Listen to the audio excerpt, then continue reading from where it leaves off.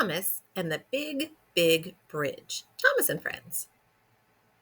A Little Golden Book. It was a special day for the railway. We are here to launch the new rail line through the mountains of Sodor, Sir Topham had announced. Today we open the Big, Big Bridge. What wonderful news! Everyone cheered. The mountains were beautiful. The people of Sodor couldn't wait to visit them.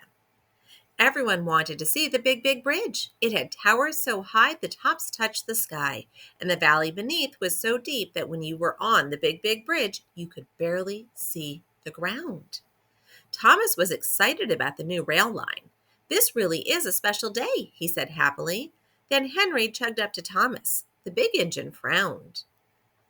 "I don't want to go to the mountains," Henry said nervously. "It's windy up there. Very, very windy."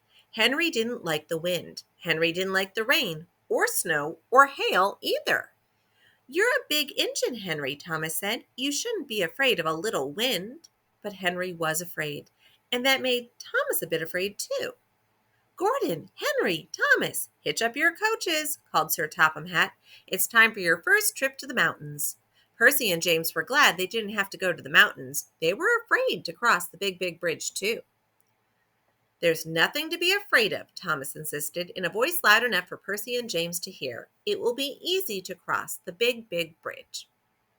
Thomas and Henry chugged to the platform.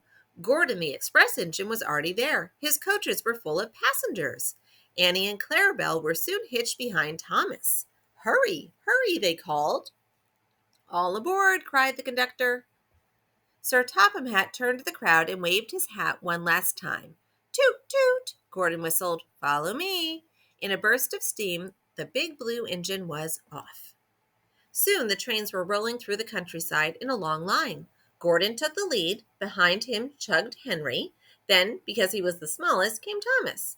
All along the way, people came out of their houses and cheered when they saw the trains go by.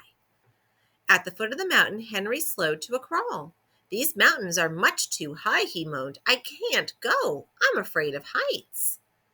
"Don't be silly," said Thomas bravely. "I'll be right behind you." But Henry didn't budge. He was very nervous, and that made Thomas nervous too. "Come on," Thomas gently pushed Henry. "We have to go." The brand new tracks were smooth and shiny, but Henry barely moved along them. The truth was, Henry didn't want to reach the top of the mountain because then he'd have to cross the Big, Big Bridge. "If Percy and James and Henry are all afraid," thought Thomas, "maybe I should be afraid too." The tracks grew steep as Thomas and Henry puffed up the mountain. They could hardly keep up with Gordon. The big blue engine rushed ahead. Gordon was a strong engine. The steep tracks didn't tire him at all. "Wait for us," Henry called, but Gordon climbed higher and higher until he was out of sight. "I don't think I can make it," Henry groaned, his steam giving out at last. "This mountain is too steep." "Keep going," Thomas urged him. "We can't let a little mountain stop us." But Thomas was having trouble chugging up the steep mountain too, and he was beginning to worry about crossing the Big, Big Bridge. Finally, Thomas and Henry arrived at the top of the mountain. There it was, the Big, Big Bridge, and it was high. It was windy up there, too. Very windy. "I won't go," Henry declared. "But we have to cross," Thomas said bravely. "Our passengers want to see the mountains on the other side." "Hurry, hurry," Annie and Clarabelle cried. The coaches were so excited that Thomas had trouble keeping them in line. Thomas searched the tracks ahead. Gordon was nowhere to be seen. He had already crossed the bridge and rolled into the mountains beyond. Thomas and Henry were alone. "I'll go first," Thomas said at last. "Then you can follow me, Henry." "If the wind blows, close your eyes," Henry said. "That way you won't see anything scary." Clack, click, clack, click, clack, click, clack. Thomas began to cross the bridge. Thomas looked up. He could see cottony clouds touching the top of the bridge. Nervously, he looked down, but the bridge was so high he couldn't see the ground. A sudden gust of wind shook the bridge. This scared Thomas, and he closed his eyes so tightly that he couldn't see where he was going. Click, clack, click, crash! Thomas came to a sudden stop. He opened one eye for a quick peek. "Oh, no," he cried. His wheels were off the track. "Are you stuck, Thomas?" called Henry. "I'm stuck," Thomas said glumly. "I couldn't see where I was going, and my front wheels have jumped the track." Just then Gordon returned. He frowned when he saw Thomas stuck in the middle of the bridge. Go find Harold, Gordon called to Henry. Relieved, Henry backed down the mountain to find the helicopter. Thomas kept his eyes closed. He was too afraid to look, but inside his coaches, the passengers enjoyed the wonderful view. Finally, Thomas heard the whirl of rotors. Harold was there to rescue him. Slowly, Thomas opened his eyes. He looked at the blue sky above and the green mountains all around. What a lovely view, he exclaimed. I was silly to shut my eyes. I almost missed everything.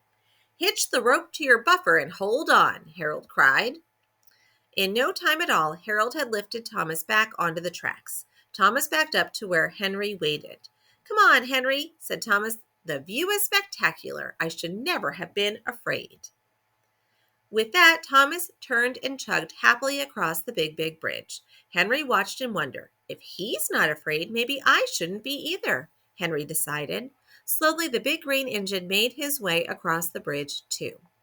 Soon Thomas and Henry arrived at the station house. The mountains were really lovely. Everyone was happy to have seen them, but Thomas was the happiest one of all. He was proud that he had crossed the big bridge. And there's a list of some other books. Thank you for listening.